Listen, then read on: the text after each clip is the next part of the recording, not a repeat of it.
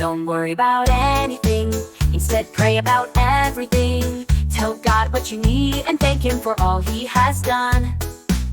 Don't worry about anything, instead pray about everything. Tell God what you need and thank Him for all He has done.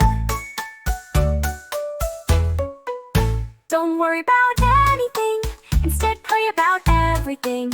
Tell God what you need and thank Him for all He has done.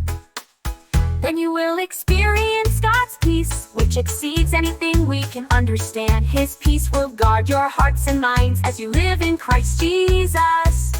Then you will experience God's peace, which exceeds anything we can understand. His peace will guard your hearts and minds as you live in Christ Jesus. Philippians 4 verse 6 and 7. Don't you worry about a thing. Talk to Jesus, give Him thanks, and just receive His peace. Ooh, ooh, ooh.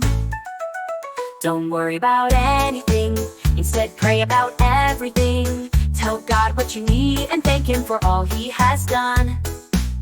Don't worry about anything, instead pray about everything. Tell God what you need and thank Him for all He has done.